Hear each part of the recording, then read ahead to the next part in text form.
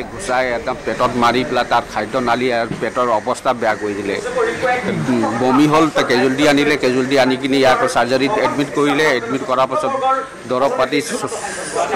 চলিছিলে ৰাতিপুৱা তেনেকৈ এক্সিডেণ্টলি ডেথ হৈ গ'ল মানে ল'ৰাকেইজন ক'ৰ হয় যোনকেইজনে মাৰে এটাতো হয় আপোনাৰ ফৰগেট কলনী বিজু ৰাজবংশীৰ ল'ৰা হয়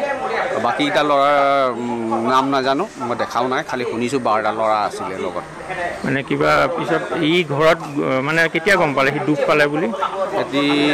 9:30 গম পালে মানুহজনী গম পালে লৈ গ'ল মানুহজনী ঘৰত লৈ পেলাই মানে কিবা ভোক লাগিছে বুলি ক'লে ভাত খালে খোৱাৰ পাছত অলপ দেৰি পাছত বমি হ'ল তেজ বমি কৰিলে তাৰপাছত পেট বিষত তৎ পোৱা নাই তাৰপাছত কেজুৱেলিটি আনি কিনি দেখুৱাই পেলাই চাৰ্জাৰীত এডমিট কৰিলে গোটেই ৰাইজে দৰৱ পাতি চেলাইন চলিলে ৰাতিপুৱা ডেথ হৈ গৈছে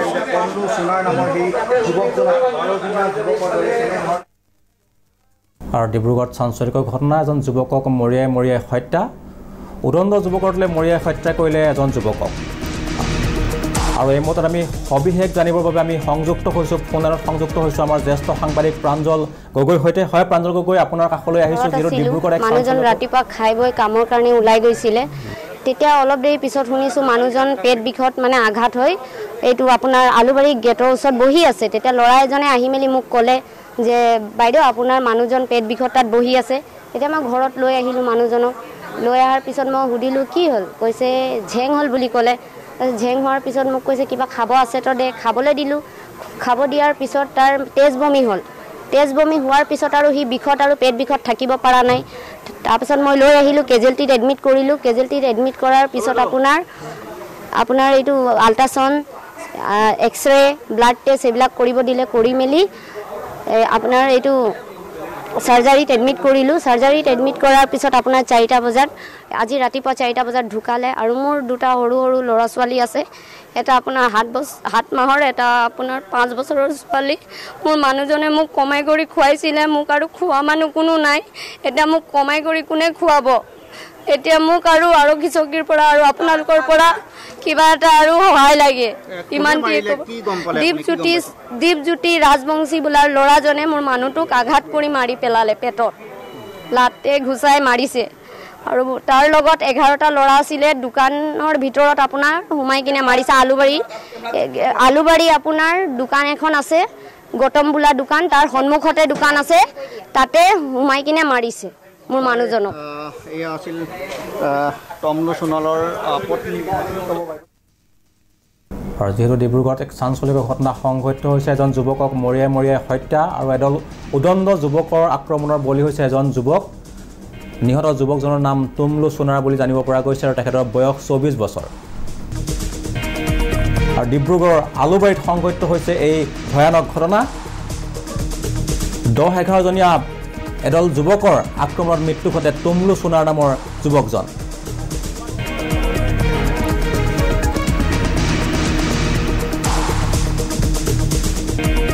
এক ভয়ানক ঘটনা সংঘটিত হৈছে ডিব্ৰুগড়ৰ আলুবাৰীত সংঘটিত হৈছে তেওঁ টমটম চলায় কামলৈ ওলাই যাওঁতে তেখেতক ধৰি মাৰিছে হয় এই যুৱকজন যিজনৰ মৃত্যু হৈছে তেওঁ আগতে ইজনক চিনি পায় নি যিজনৰ লগৰ হয় তাতে থাকে নেকি ক'ত থাকে তাতে একেলগতে এই কলনীতে থাকে এএমচি ফৰগেট কলনী হয় তেওঁ চাকৰি কৰে নেকি যুৱকজনে যিজনে নাই নকৰে সিও তেনেকৈ টমটম চলায় মোৰ ভাগিনো টমটম চলায় আপোনাৰ ভাগিন হয় যিজন হয় হয় কি নাম তেওঁৰ কমল সোণা আৰু যিজনৰ ওপৰত আপোনালোকে অভিযোগ আনিছে সেইটো দীপজ্যোতি ৰাজবংশী কেনেকৈ হ'ল বুলি কৈছে এইটো মানে কেনেকৈ হ'ল মানে দোকানত 12টা ল'ৰাই মিলি কিনি সি খাই আছিলে অলপ লুজ আছিলে সোমোৱালে দোকানত 12টা ল'ৰাই মিলি কিনি গুৰে ঘুচাই বাঁহেদি একদম ঠিকছে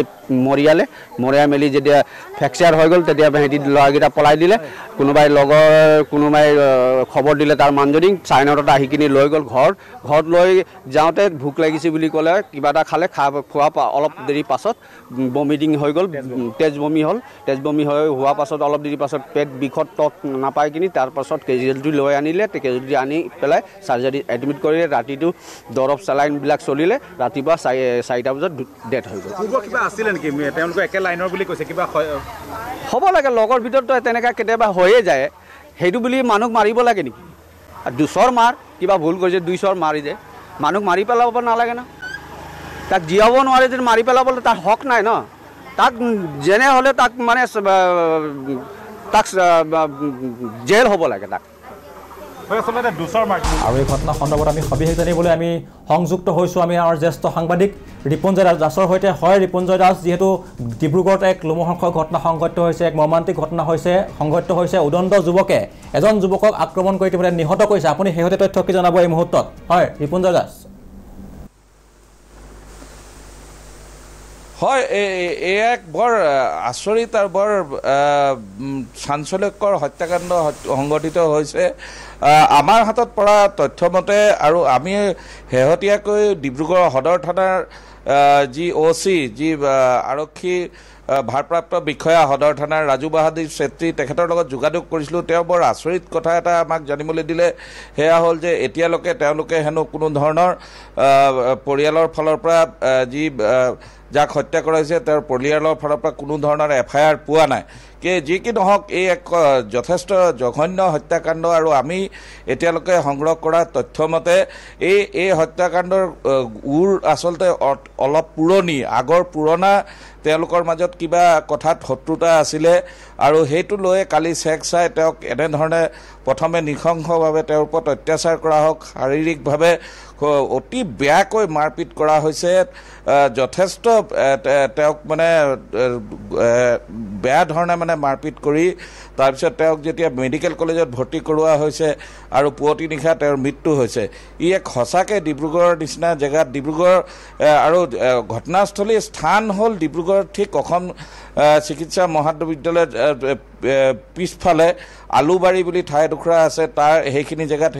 যথেষ্ট এনেকুৱা ধৰণৰ অপৰাধজনিত ঘটনা প্ৰায়ে সংঘটিত হৈ থাকে আৰক্ষীও তাত প্ৰায় যাবলগীয়া হয় বিভিন্ন ধৰণৰ তাত অবৈধ কাৰ্যকলাপৰ ঘাটিও আছে কিছুমান অঞ্চলত আৰু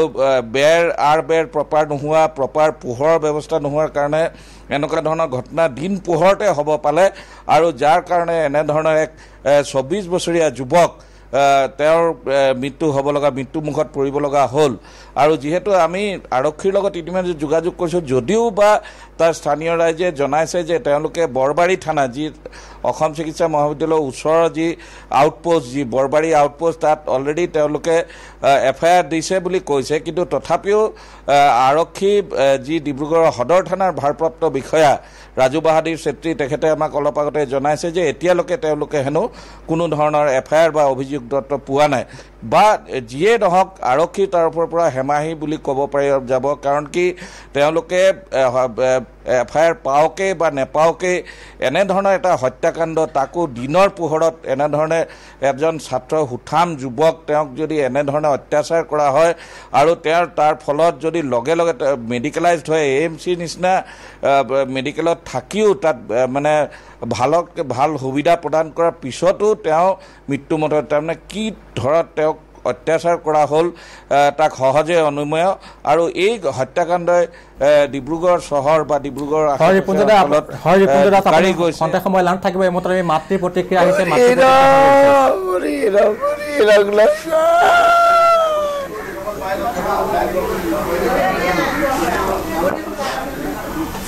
আচলতে এইগৰাকী মুখত